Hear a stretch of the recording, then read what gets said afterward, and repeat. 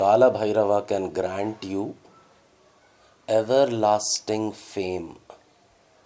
That is what is told in the 8th stanza of Kalabhairava Ashtakam. What it says is, bhoota sanganayakam vishala kirtidayakam काशीवास लोक पुण्य पाप शोधकम विभुम नीति मार्ग कोविदम पुरातनम जगत्पतिम काशिका पुरादिनाथ काल भैरवम भजे. What does this mean? Bhoota Sangha Nayakam.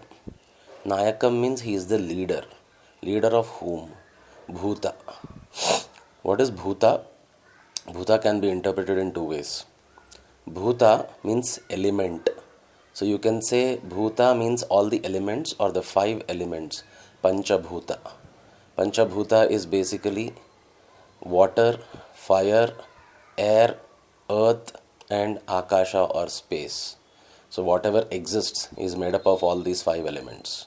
So you are the leader, the ruler of everything that exists. You can consider it like this. Or symbolically, if you actually see Lord Kalabhairava, that is that form of Lord Shiva, he is accompanied by lot of strange creatures like Nandi, Bringi, Vyaghrapada, Patanjali and so on. He has a gana. Gana means a gang. He has a gang of bhutas. Bhutas in this sense can also mean non-human or scary forms. Like none of the forms who are in his gang are human actually. Nandi, for example, is a bull. Vyaghrapada is basically a mutant with body of a man but feet of a tiger and so on. So you can consider it in both ways. Symbolically, you can consider it as he is the leader of all the bhutas or the dangerous elements or the dangerous gang. He is the leader. You can also consider it as he is the leader of the 5 elements which make up this whole existence. Bhoota Sangha Nayakam. Sangha here is again symbolic. Sangha means with. So he is always with his gana or the gang. Shiva is never alone. Shiva is always followed by his gang. It's not like he maintains a gang. The gang are his devotees and they are forever with him. They are one with him. So you worship any of them, it is as good as worshipping Shiva. So Bhoota Sangha Nayakam Vishala Kirtidayakam. Vishala means unending, very huge, very large. Very large what? Kirti. Kirti means fame, name and fame. So Dayakam means he will give you. He can grant you unending name and fame. Your body might perish, but your name forever will be remembered. Just like I remembered the names Vyaghrapada. He is a saint with a human body and the feet of a tiger. Why was he given a feet of a tiger? Because he stood on his feet and did tapasya or penance. And Shiva was so happy that he didn't want the poor human's feet to hurt in his prayer. So he gave him strong feet like a tiger's foot, so that he can stand on them and keep on performing his penance.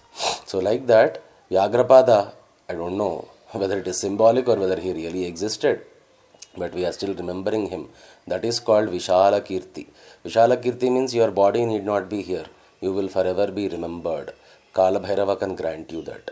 Bhoota Sanganayakam Vishala Kirtidayakam Kashivasa. Kashivasa means, oh, the stayer in city Kashi. Kashivasa means he stays. Vasa means he stays there. He resides there. The resident of Kashi. Kashi is the city Kashi or Varanasi or Banaras. Kashivasa, he is staying in Kashi but doing what? Loka Punya Papa Shodhakam Vibhum. Loka, this whole world's Papa and Punya, that is good deeds and sins.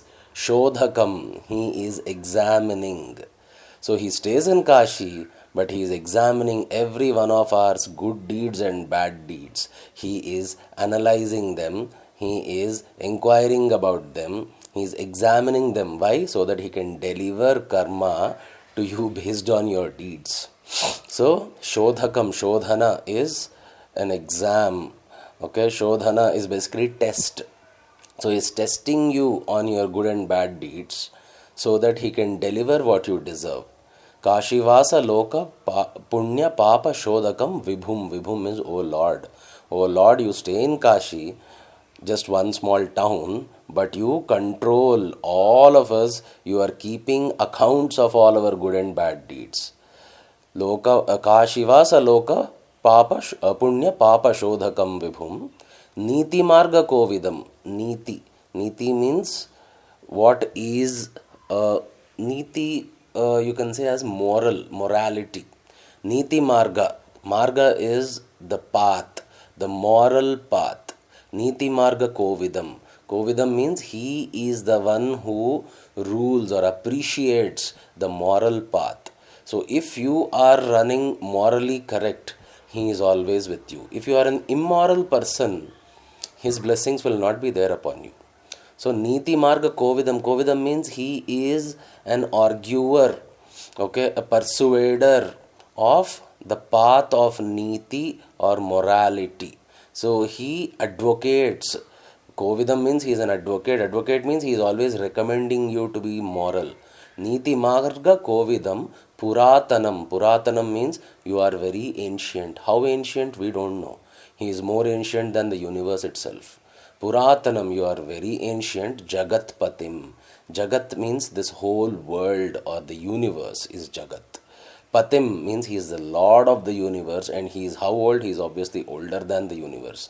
If you are a Lord of someone, you must be older than what it is. You might give an example like you buy a car, correct? So you came before the car, right? But what about land? Correct? That land was there even before me, and I bought the land now. So did the asset exist even before I became the lord or I became the owner? Maybe in your case, but not in Kalabhairava's case. In Kalabhairava's case, he is ancient, Puratanam. He is more ancient than this whole existence and universe itself. So he is the Lord.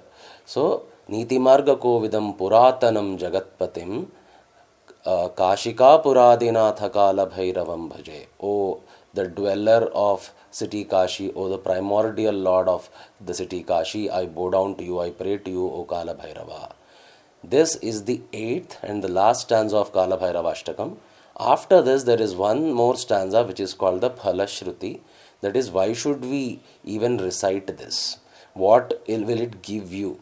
So those days the sages and seers have clearly documented how to worship God in which form, and if you worship in that form using which kind of ashtaka or stotra, what will be the benefit that you will derive. So the benefit we will discuss in the next. So totally Kalabhairava Ashtakam has 8 stanzas, but it is actually 10.